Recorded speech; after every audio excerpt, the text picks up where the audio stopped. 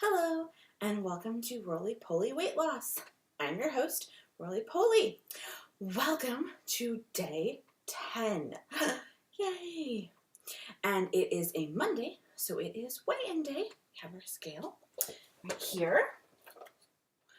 So, let's see.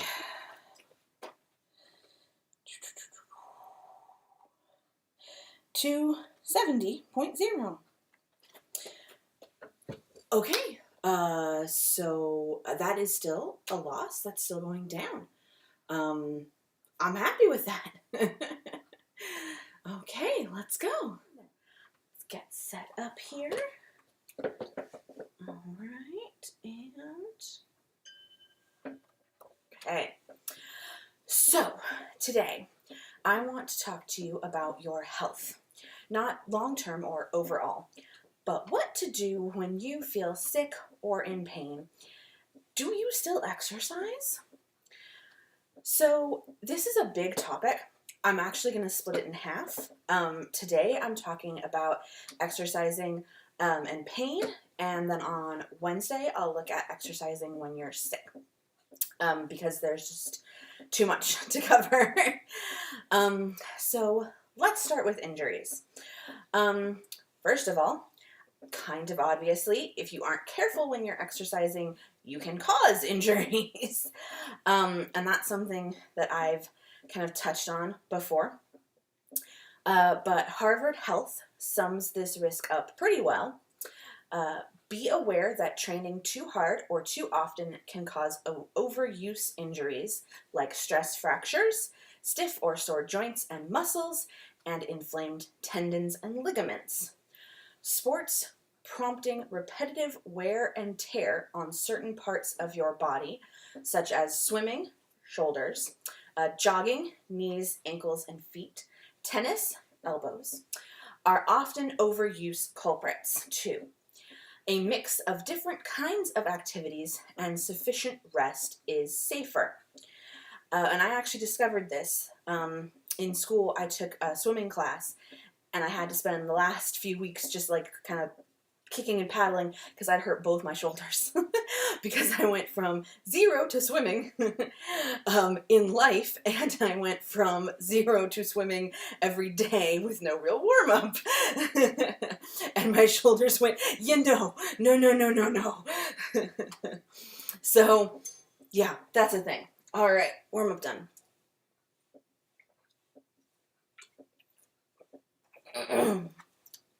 Okay, so the first kind of injury, the overtraining, stress fractures, stiff muscles, sore, inflamed tendons and ligaments, that kind of stuff, that first thing. A good way to avoid the first kind of injury is to start slow and steady, like we're doing. We're doing warm-ups. We're not jumping straight into an hour on the treadmill. We're just starting slow and steady. Avoid doing exercises unless you know you're doing them the right way. Make sure your equipment is safe. I talked about in my video on the pedaler, I talked about making sure that you're not scooting sideways or slipping down. So make sure you're doing it right. If you're out walking or jogging, make sure you're wearing good running shoes, not like flip-flops, that kind of thing. And of course we talked about warm-up and cool-down. Good part of preventing injuries. And you know, being aware of your form, like I said. Until you're sure of what you're doing, be extra careful. So Harvard Health warns, for strength training, good form is essential. Initially use no weight or very light weights when learning the exercises. Never sacrifice good form by hurrying to finish reps or sets or struggling to lift heavier weights. I hadn't thought of that before, starting with no weight. I know that when I go into the gym, when I used to, and I try to do weight training, I always feel super embarrassed because I'm sure I'm doing it wrong, and I'm too embarrassed to ask anyone for help, and I just want to rush to get it finished. But don't do that. That is a bad example. That is why I don't do that anymore. I don't go to the gym like that anymore. Take your time and do it right. And like they said, start with no weights. Just make sure you're actually doing the thing right before you add the weight, that can cause injuries. Get help. Study the instructions. If you're doing something at home, like look at videos or pictures from the internet, whatever you can, to stay safe. So that is a good way to prevent the injuries first and foremost. And that's not all. You also need to look at your wardrobe, okay? Harvard Health advises choose clothes and shoes designed for your type of exercise. Replace shoes every 6 months as cushioning wears out.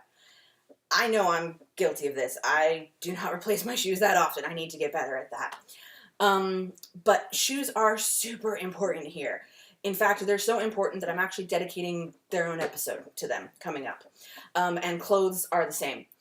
But what I will say, very briefly today, is ladies, think about what happens when you have to jog somewhere and you're not wearing a sports bra. Men, think about when you're wearing bottoms that are too tight. You don't want clothing, you don't just want clothing that suits the temperature and things like that. You want it to be the right amount of loose or tight in either direction. So just keep that in mind early on. Another tip from Harvard Health is to just listen to what your body is telling you. They say, listen to your body.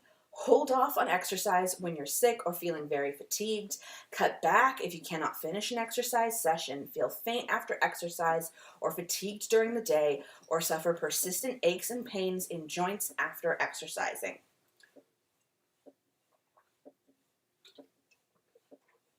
So there's a lot there. Illness we're going to come back to. Fatigue we talked about. Try to get your sleep in. If you feel faint or fatigued during exercising, that's a different thing. Stop. So we're going to focus on the suffer persistent aches and pains in joints.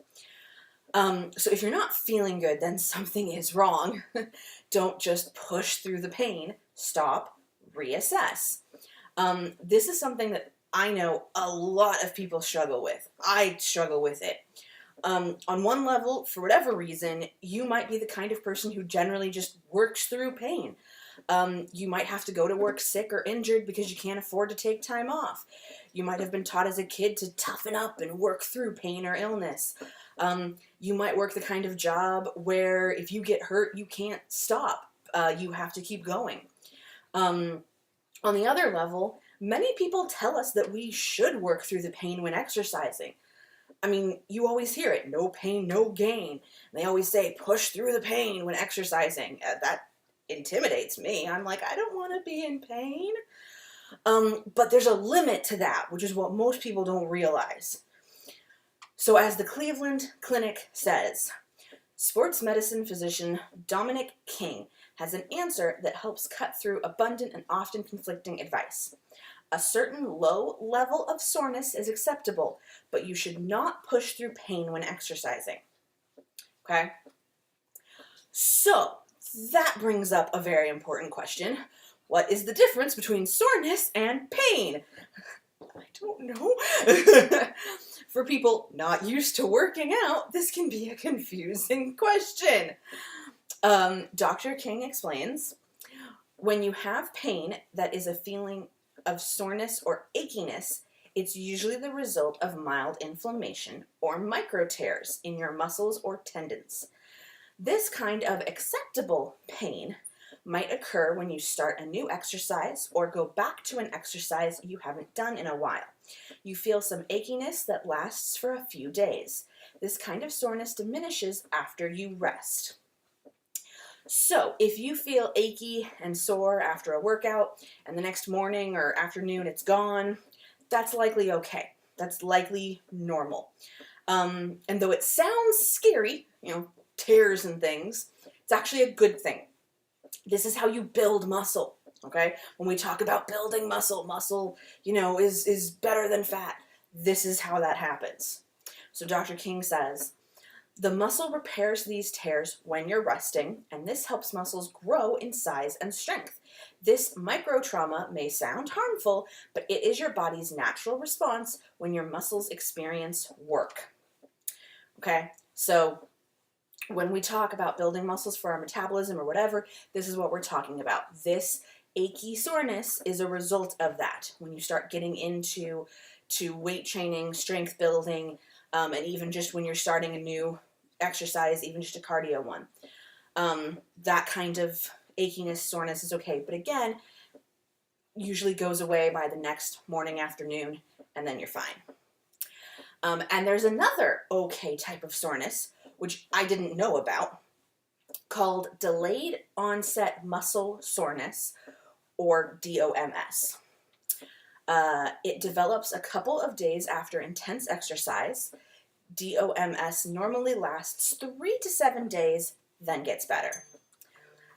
So you're looking at kind of the same level of soreness as your day after a workout type, but just starting a bit later, lasting a bit longer. Apparently that's okay too. Who knew? Well, Dr. King knew, but I didn't know.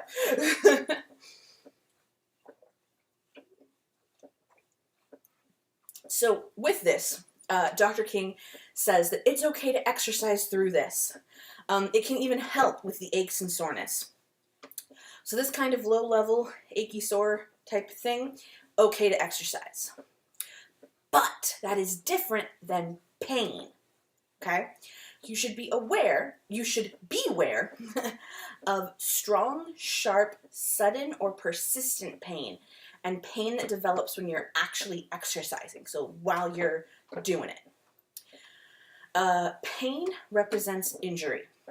It occurs as a result of overuse or too much stress placed on a muscle or a tendon. It can be the result of repetitive use or a single episode of overloading a muscle or tendon. That's muscle strain.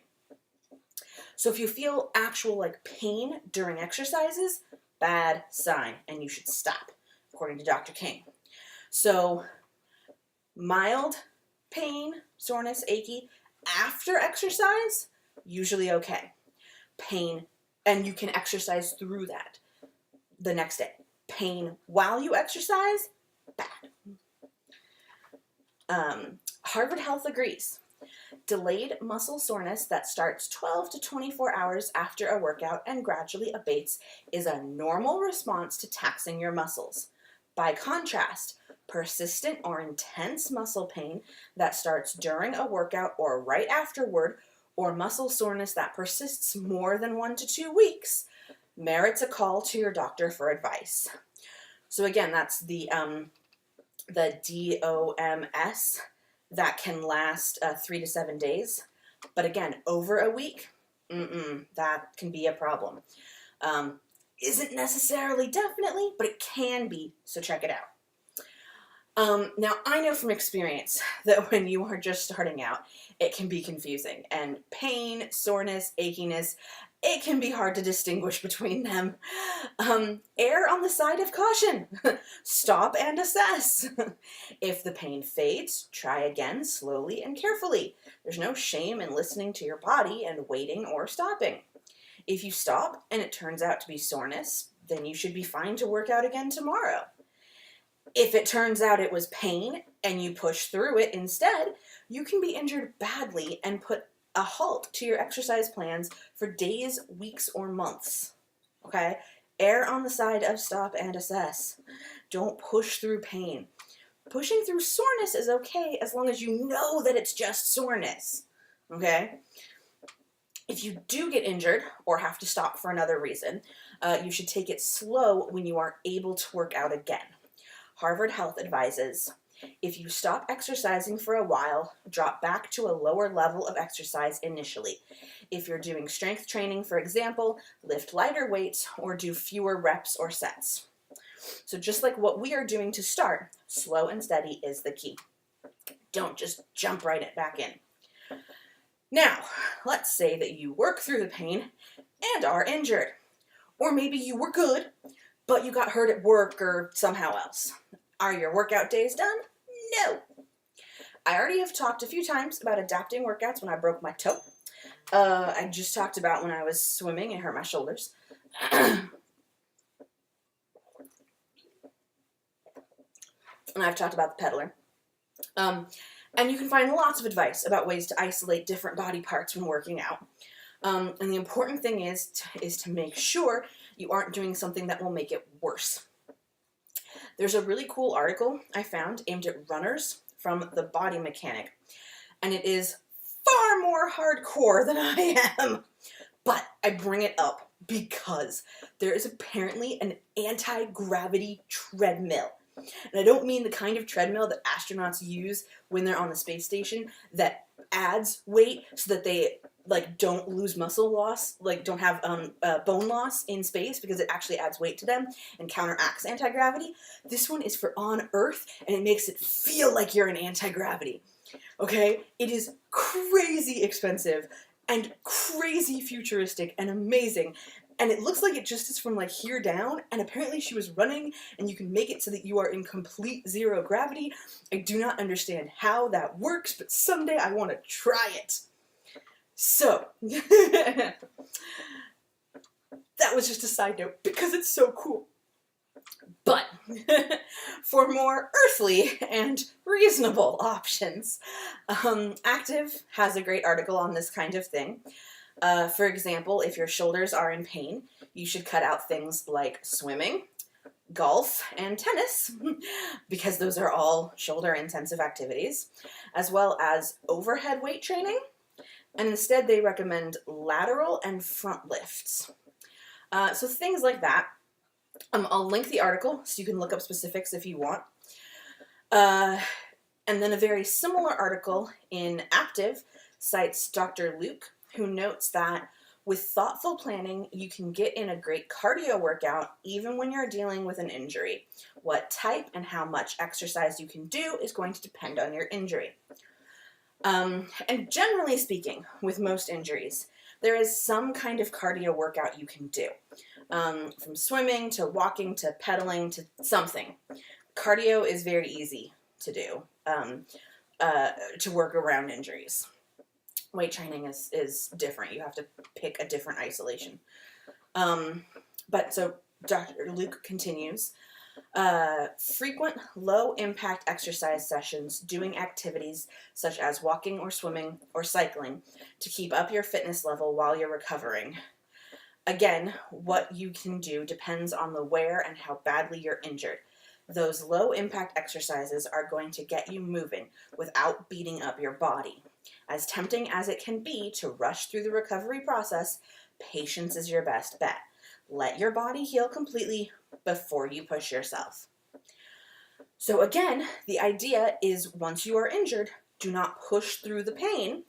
Let that part of your body rest while still maintaining a level of activity that you can handle. So, because what you don't want to do is make the injury worse or cause a new injury in the process. You do not want to hurt your foot, so change your routine from running to going swimming every day and then hurt your shoulders, because now you're injured in two places. So again, pushing through the pain? No. Stop. Assess. Okay, see where you are, and if you need to, don't do it anymore. Stop it. So, bottom line. There are many things you can and should do before you exercise. Try this again.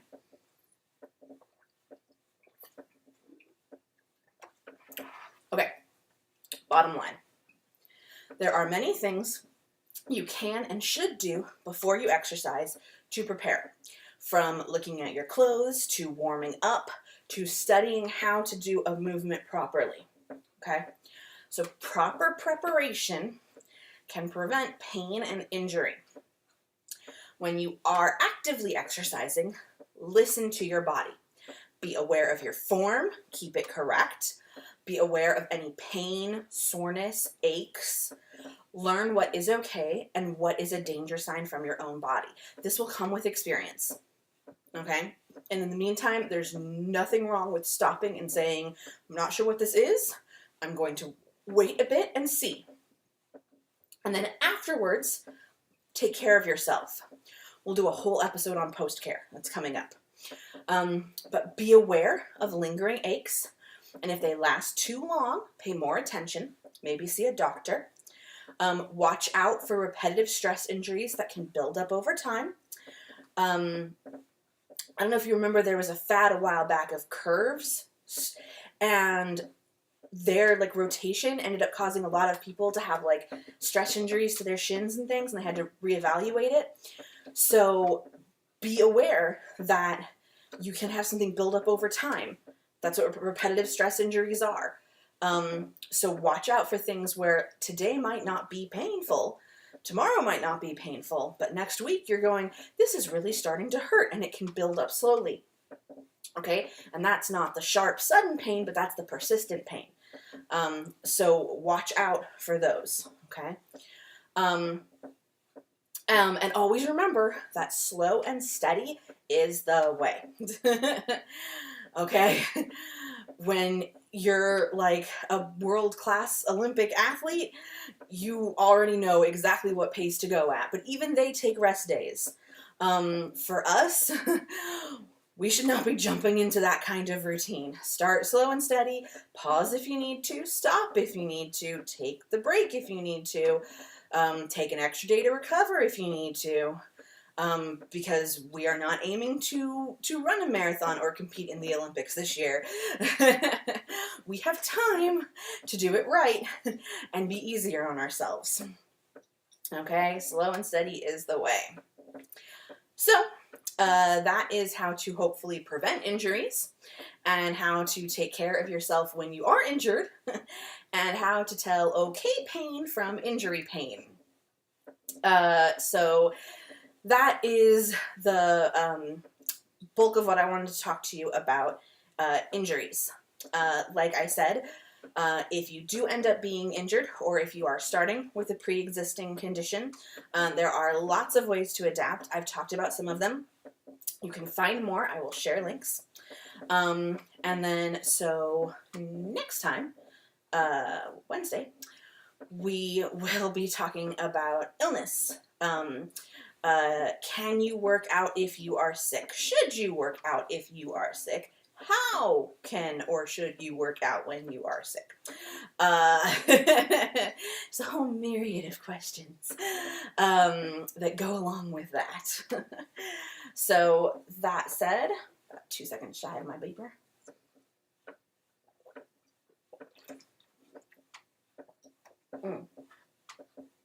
Okay, we're about to start our cool down. There it is. Nice and slow and steady.